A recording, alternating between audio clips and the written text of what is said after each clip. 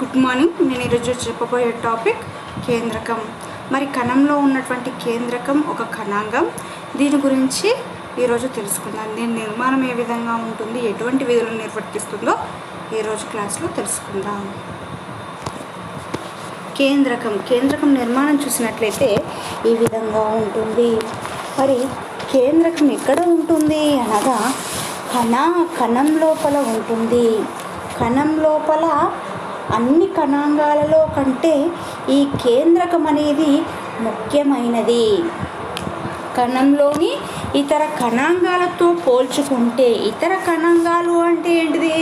Mitochondria కావచ్చు, రైబోసోములు, లైసోజోములు, అంతర్జీవ ద్రవ్యజాలకం, Golgi సంక్లిష్టం వంటి కణాంగాలతో పోల్చుకుంటే కేంద్రకం అనేది చాలా ముఖ్యమైనటువంటి కణాంగం. మరి కణంలో అన్ని క్రియలన్నిటికీ కేంద్రకమే ముఖ్య పాత్ర వహిస్తుంది. కణంలో జరిగే క్రియలన్నిటికీ కేంద్రకమే ముఖ్య పాత్ర వహిస్తుంది. కాబట్టి దీనిని కణం యొక్క నియంత్రణ కేంద్రం అంటారు. మరి కణంలో జరిగే అన్ని క్రియలు కేంద్రకం ఆధీనంలో ఉంటాయి. కాబట్టి ఈ కేంద్రకాన్ని కణం యొక్క నియంత్రణ కేంద్రం అని అంటారు. మరి కేంద్రకాన్ని మొట్టమొదటిసారిగా రాబర్ట్ బ్రౌన్ అనే శాస్త్రవేత్త 1831 సంవత్సరంలో కనుగొన్నాడు. కణంలో కేంద్రకం కూడా ఉంటుంది. మరి ఈ కేంద్రకాన్ని మొట్టమొదటిసారిగా 1831 సంవత్సరంలో రాబర్ట్ బ్రౌన్ అనే శాస్త్రవేత్త కనుగొనడం జరిగింది. మరి ఈ కేంద్రకం గురించి చదివేటువంటి శాస్త్రాన్ని కార్డియాలజీ అంటారు.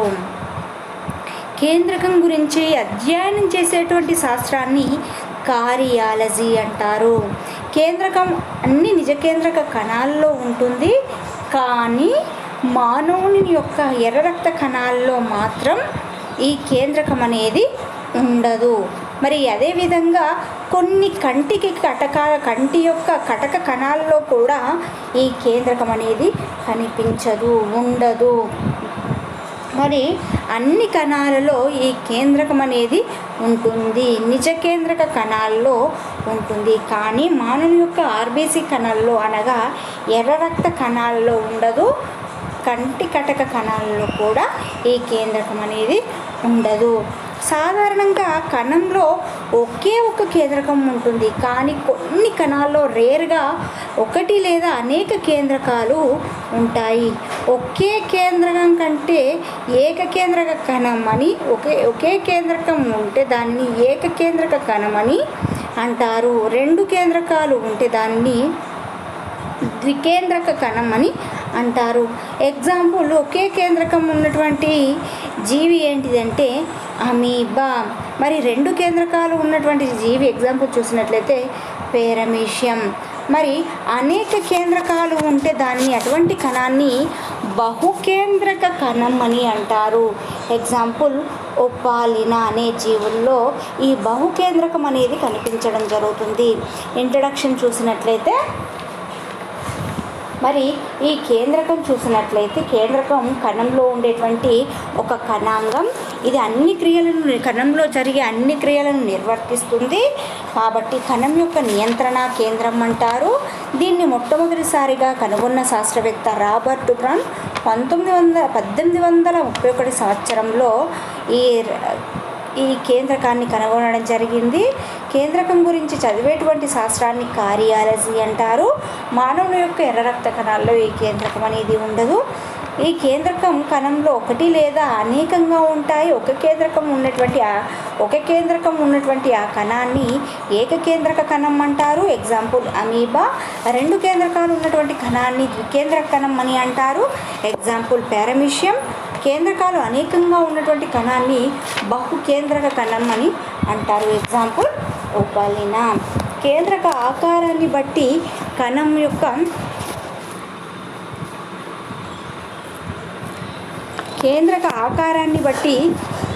యొక్క ఆకారం అనేది భిన్నంగా ఉంటుంది. కేంద్రక ఆకారాన్ని బట్టి కణం యొక్క ఆకారం అనేది నిర్దేశించబడి ఉంటుంది.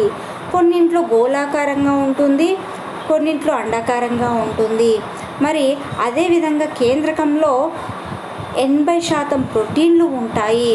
కేంద్రకంలో చూసినట్లయితే 80% ప్రోటీన్లు అనేవి ఉంటాయి. 12% DNA, 5% RNA, 3% లిపిడ్లు అనేవి ఉంటాయి.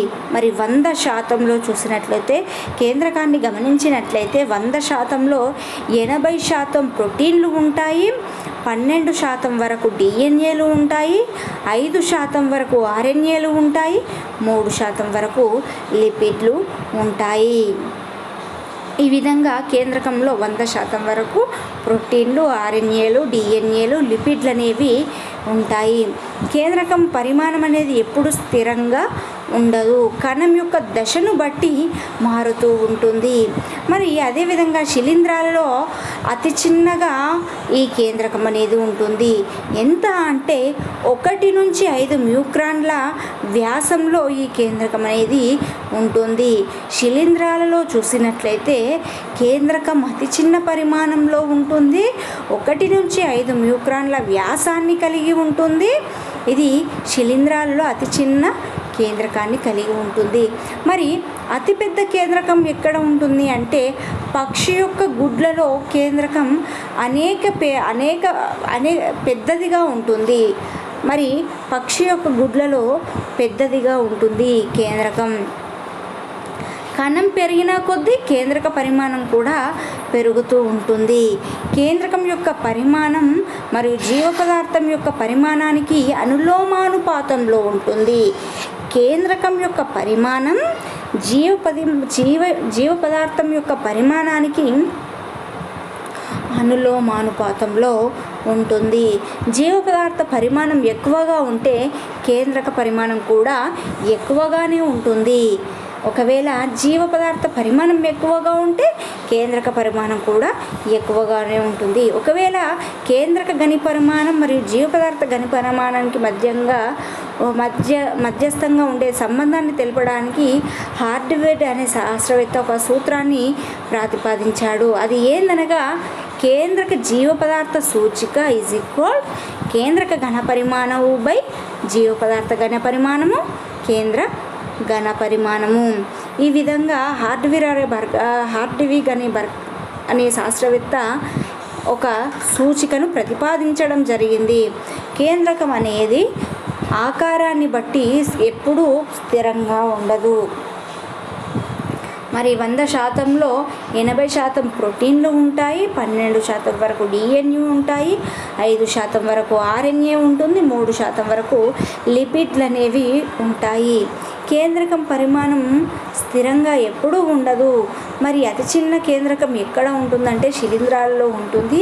అతిపెద్ద కేంద్రకం పక్షి యొక్క గుడ్ల యొక్క కణంలో ఉంటుంది.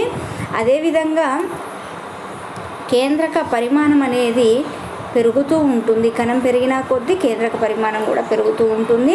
కేంద్రకం యొక్క పరిమాణం జీవ పదార్థం యొక్క పరిమాణానికి అనులోమానుపాతంలో ఉంటుంది. కేంద్రం యొక్క పరిమాణాన్ని తెలుసుకోవడానికి హార్డ్విగర్ అనే శాస్త్రవేత్త ఒక సూత్రాన్ని ప్రతిపాదించాడు. అది ఏంటి అనగా జీవ పదార్థ సూచిక కేంద్రక ఘన పరిమాణము బై జీవ పదార్థ గని పరిమాణము కేంద్రక గని పరిమాణము. మరి ఈ విధంగా కేంద్రకం నిర్మాణం అనేది ఉంటుంది.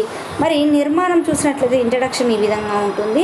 మరి నిర్మాణం చూసినట్లయితే కేంద్రకం 4 భాగాల చేత ఏర్పడుతుంది. ఎటువంటి భాగాలు? కేంద్రక త్వచం, కేంద్రక రసం, క్రోమాటిన్ వల, కేంద్రకాంశం. కేంద్రకం అనేది 4 భాగాల చేత ఏర్పడి ఉంటుంది. కేంద్రక త్వచం, కేంద్రక రసం, క్రోమాటిన్ వల, కేంద్రకాంశం. మరి మొదటగా కేంద్రక త్వచం. కేంద్రక త్వచం నిర్మాణం చూసినట్లయితే ఈ విధంగా ఉంటుంది. కేంద్రక త్వచం మొదటి భాగం చూసినట్లయితే కేంద్రక త్వచం. కేంద్రకాన్ని ఆవరించి ఉండేటువంటి భాగాన్ని త్వచాన్ని కేంద్రక త్వచం అని అంటారు. ఇది కేంద్రక రసాయనాన్ని జీవ పదార్థం నుంచి వేరు చేస్తూ ఉన్నటువంటి త్వచం కాబట్టి దీనిని కేంద్రక త్వచం అంటారు. కేంద్రకాన్ని ఆవరించి ఉన్నటువంటి త్వచాన్ని కేంద్రక త్వచం అంటారు.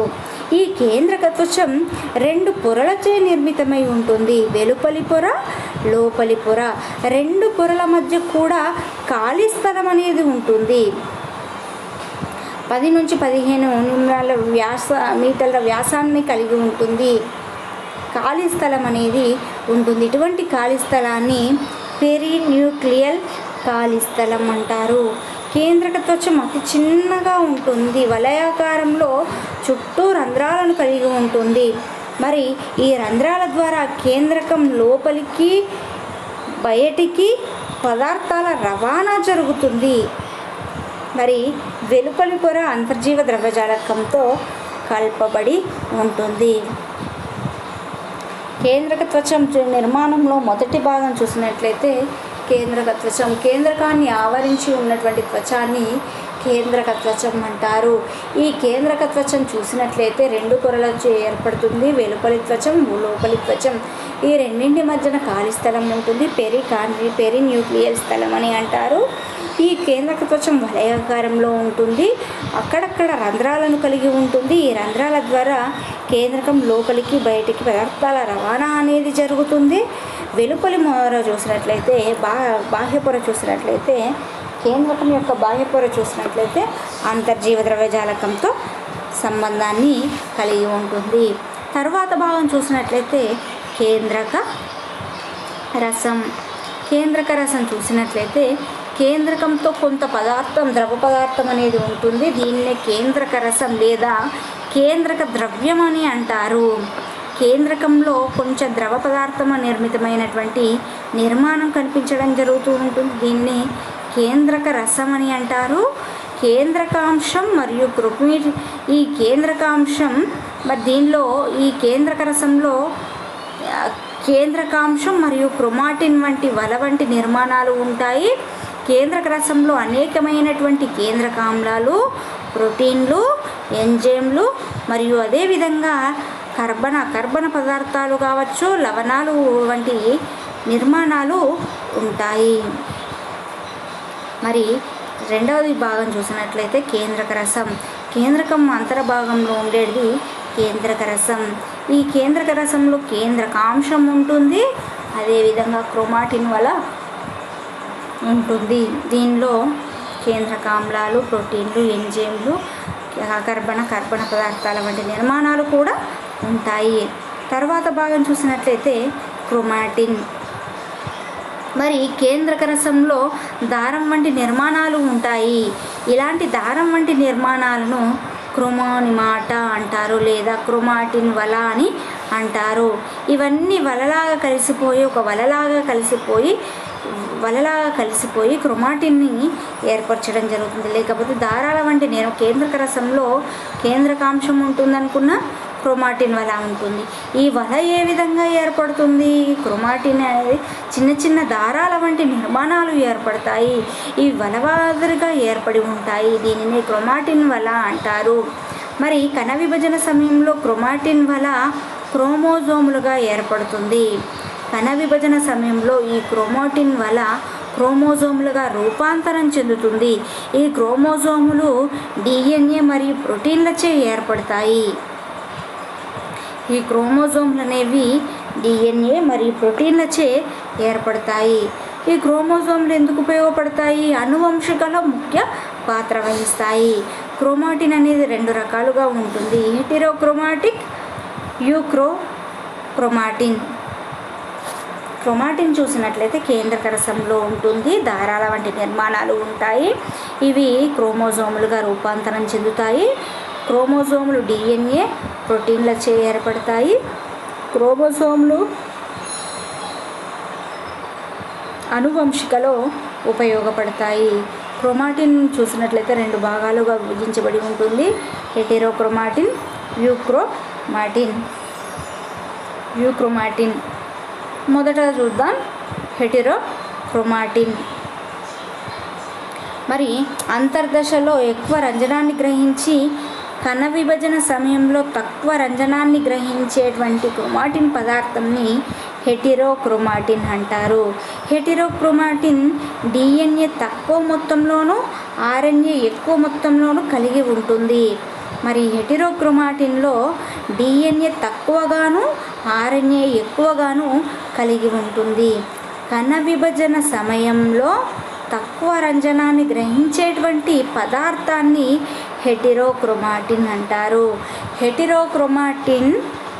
హెటిరోక్రోమాటిన్లో తక్కువ డిఎన్ఏను ఆర్ఎన్ఏ ఎక్కువ మొత్తంలోనూ కలిగి ఉంటుంది.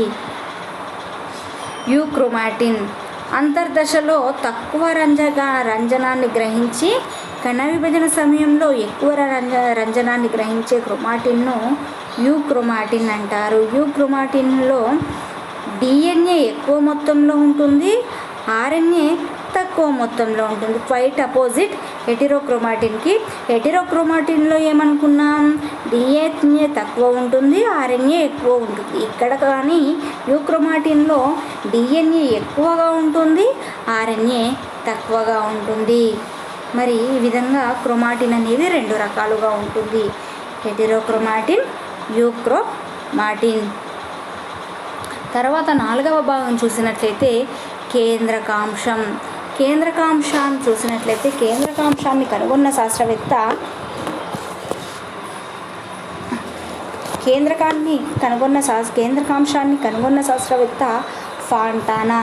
మరి కేంద్రకం లోపల కేంద్రకాంశం కూడా ఉంటుంది అని కేంద్రకాంశాన్ని కనుగొన్న శాస్త్రవేత్త ఫాంటానా. మరి ఫాంటానా అనే శాస్త్రవేత్త కేంద్రకాంశాన్ని కనుగొన్నాడు. అదేవిధంగా బౌమన్ అనే శాస్త్రవేత్త కేంద్రకాంశం అనే పదాన్ని ప్రతిపాదించాడు, అనగా న్యూక్లియోస్. బౌమస్ అనే శాస్త్రవేత్త కేంద్రకాంశం అనే పదాన్ని కనుగొన్నాడు, న్యూక్లియోస్. కేంద్రకాంశాన్ని కనుగొన్న శాస్త్రవేత్త ఫాంటానా, కేంద్రకాంశానికి పేరు పెట్టిన శాస్త్రవేత్త బౌమన్. ఈ విధంగా అంతర్దశలో కేంద్రకంలో కేంద్రకాంశం కూడా ఉంటుంది. ప్రథమ దశ, మధ్యస్థ దశ, చలన దశలో మాత్రం ఈ కేంద్రకాంశం అనేది కనిపించదు. అంతర్దశలో మాత్రం లేదా అంత్య దశలో మాత్రం కనిపించడం జరుగుతుంది. మరి ఈ కేంద్రకాంశం చూసినట్లయితే కేంద్రకాంశం ప్రథమ దశలో, మధ్యస్థ దశలో, చలన దశలో ఈ కేంద్రకాంశం అనేది కనిపించదు. చివరి దశ అయినటువంటి అంత్య దశలో కేంద్రకాంశం కనిపిస్తుంది. కేంద్రకాంశం చుట్టూ పొర అనేది ఉండదు, ఎటువంటి పొర అనేది ఉండదు. కేంద్రకాంశాల సంఖ్యను బట్టి, జాతిని బట్టి మారుతూ ఉంటుంది. కేంద్రకాంశంలో ఏమేమి ఎక్కువగా ఉంటాయంటే ఆర్ఎన్ఏలు, ప్రోటీన్లు అధికంగా కనిపించడం జరుగుతుంది. కేంద్రకాంశం యొక్క ముఖ్య విధి ఏంటిదంటే రైబోజోమ్ ఆర్ఎన్ఏతో మరియు ప్రోటీన్లతో సంశ్లేషణ చేయడం. మరి సంశ్లేషణలో ముఖ్య పాత్ర వహిస్తుంది. కేంద్రకాంశాన్ని కనుగొన్న శాస్త్రవేత్త ఫాంటానా. కేంద్రకాంశానికి పేరు అనగా న్యూక్లియస్ అనే పేరును నామకరణం చేసిన శాస్త్రవేత్త బౌమన్. మరి కేంద్రకంలో కేంద్రకాంశం ఉంటుంది. ప్రథమ, మధ్యస్థ, చలన దశలో కేంద్రకాంశం కనిపించదు, అంత్య దశలో కనిపిస్తుంది. కేంద్రకాల సంఖ్య బట్టి కేంద్రకంలో మారుతూ ఉంటుంది. ప్రోటీన్లు అధికంగా ఉంటాయి. దీని ముఖ్య విధి చూసినట్లయితే రైబోజోమ్ ఆర్ఎన్ఏలతో మరియు ప్రోటీన్లతో సంశ్లేషణ చేయడం. ఆర్ఎన్ఏ మరియు ప్రోటీన్లను సంశ్లేషణ చేయడంలో కేంద్రకాంశం ముఖ్య పాత్ర వహిస్తుంది. ఈ విధంగా 4 నిర్మాణాల చేత కేంద్రకం అనేది ఏర్పడుతుంది. కేంద్రకత్వచం, కేంద్రకరసం, క్రోమాటిన్ వల, కేంద్రకాంశం చేత ఈ 4 నిర్మాణాల చేత ఈ కేంద్రకం అనేది ఏర్పడుతుంది. మరి కేంద్రకం ఏం చేస్తుంది, ఎటువంటి విధులను నిర్వర్తిస్తుంది అంటే కణంలో జరిగే అన్ని జీవక్రియ రేటులను నియంత్రిస్తుంది. కణంలో జరిగే అన్ని క్రియలన్నీ కూడా దీని ఆధీనంలో జరుగుతాయి. నిర్మాణాత్మక ప్రోటీన్ల సంశ్లేషణలో ఉపయోగపడుతుంది. అదేవిధంగా కణం యొక్క పెరుగుదలకు ఉపయోగపడుతుంది. రైబోజోమ్లను ఏర్పరచడంలో ముఖ్య పాత్ర వహిస్తుంది. కణ చక్రాన్ని క్రమపరుస్తుంది. అదేవిధంగా కేంద్రకంలో ఉండేటువంటి క్రోమోజోములు జన్యువులను కలిగి ఉంటాయి. ఈ విధంగా జన్యువులు ఉండడం వల్ల జన్యు సమాచారాన్ని కలిగి ఉంటాయి. తద్వారా ఆనువంశిక లక్షణాలు ఒక తరం నుంచి మరొక తరానికి అందజేయడం జరుగుతుంది. కణంలో అన్ని క్రియలు కేంద్రకాధీనంలో జరుగుతాయి. ప్రోటీన్ల సంశ్లేషణలో ఉపయోగపడుతుంది. అదేవిధంగా కణం యొక్క పెరుగుదలకు తోడ్పడుతుంది. రైబోజోములు ఏర్పరచడంలో ముఖ్య పాత్ర వహిస్తుంది. కణ చక్రాన్ని క్రమపరుస్తుంది. కణంలో క్రోమోజోమ్ జన్యువులను కలిగి ఉంటాయి. అదేవిధంగా ఆనువంశిక లక్షణాలను ఒక తరం నుంచి కేంద్రకంలో క్రోమోజోములు ఉండడం వలన ఈ క్రోమోజోములు ఆనువంశిక లక్షణాలు ఒక తరం నుంచి మరొక తరానికి అందజేస్తుంది.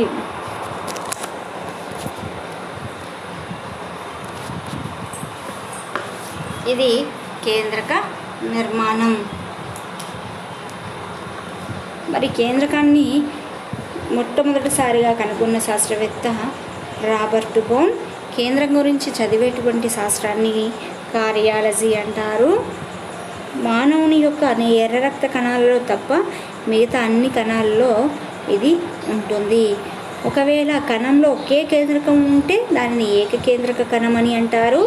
కణంలో 2 కేంద్రకాలు ఉంటే ద్వికేంద్రక కణం అని అంటారు. కణంలో ఎక్కువ కేంద్రకాలు ఉంటే దానిని బహుకేంద్రక కణం అంటారు. మరి కేంద్రకంలో ఎక్కువగా 80% ప్రోటీన్లు, 12% వరకు డిఎన్ఏలు, 5% ఆర్ఎన్ఏ మరియు 3% లిపిడ్లు ఉంటాయి. ఈ విధంగా మొత్తం కూడా ప్రోటీన్లు, ఆర్ఎన్ఏ, డిఎన్ఏ, లిపిడ్ల చేత కేంద్రకం అనేది ఏర్పడుతుంది. అతి చిన్న కేంద్రకం శిలీంధ్రాలలో ఉంటే అతిపెద్ద కేంద్రకం పక్షి యొక్క గుడ్లలో ఉంటుంది. కేంద్రకం పరిమాణం అనేది కణం యొక్క పరిమాణం పెరిగే కొద్దీ కేంద్రక పరిమాణం అనేది మారుతూ ఉంటుంది. కేంద్రకం అనేది 4 భాగాల చేత ఏర్పడుతుంది. కేంద్రక త్వచం కేంద్రకానికి అంటిపెట్టుకొని ఉన్న ఆవరించబడి ఉన్నటువంటి త్వచాన్ని కేంద్రక త్వచం అంటారు. ఇది 2 పొరలను కలిగి ఉంటుంది. కేంద్రకానికి రక్షణగా ఉపయోగపడుతుంది. కేంద్రక రసం కేంద్రకంలో ఉండేటువంటి ద్రవరూపమైనటువంటి పదార్థాన్ని కేంద్రక రసం అంటారు. అదేవిధంగా క్రోమాటిన్ వల్ల కేంద్రకం లోపల దారం వంటి నిర్మాణాలను క్రోమాటిన్లు అంటారు. ఈ క్రోమాటిన్లు క్రోమోజోములుగా మార్పు చెందుతాయి. క్రోమోజోములుగా మార్పు చెందిన తర్వాత డిఎన్ఏను కలిగి ఆనువంశికతలో ముఖ్య పాత్ర వహిస్తాయి. ఇది 2 రకాలు: హెటెరోక్రోమాటిన్, యూక్రోమాటిన్. హెటెరోక్రోమాటిన్లో తక్కువ మొత్తంలో డిఎన్ఏ ఉంటుంది, ఎక్కువ మొత్తంలో ఆర్ఎన్ఏ ఉంటుంది. యూక్రోమాటిన్లో ఎక్కువ మొత్తంలో డిఎన్ఏ ఉంటుంది, తక్కువ మొత్తంలో ఆర్ఎన్ఏ ఉంటుంది. కేంద్రకాంశాన్ని కనుగొన్న శాస్త్రవేత్త ఫాంటానా. మరి ఫాంటానా ఏం చెప్పిండు? మధ్యస్థ దశ, చలన దశ, ప్రథమ దశల్లో కేంద్రకాంశం కనిపించదు, అంత్య దశలో మాత్రం కనిపిస్తుంది. జాతిని బట్టి కేంద్రకాల సంఖ్య, కేంద్రకాంశాల సంఖ్య మారుతూ ఉంటుందని చెప్పిండ్రు. మరి ప్రోటీన్ల సంశ్లేషణలో ముఖ్య పాత్ర వహిస్తుంది. విధులు చూసినట్లయితే ప్రోటీన్ల సంశ్లేషణలో ఉపయోగపడుతుంది, కణం పెరుగుదలకు ఉపయోగపడుతుంది, రైబోజోములను ఏర్పరచడంలో ఉపయోగపడుతుంది, కణ చక్రాన్ని నియంత్రిస్తూ క్రమపరుస్తుంది, క్రోమాటిన్లను కలిగి ఉంటాయి కేంద్రకంలో. తద్వారా జన్యు సమాచారాన్ని కలిగి ఉండే ఆనువంశిక లక్షణాలను కలిగి ఉంటుంది. ఒక తరం నుంచి మరొక తరానికి తీసుకుపోయేటువంటి లక్షణాలను కలిగి ఉంటుంది. ఇది కేంద్రక నిర్మాణం.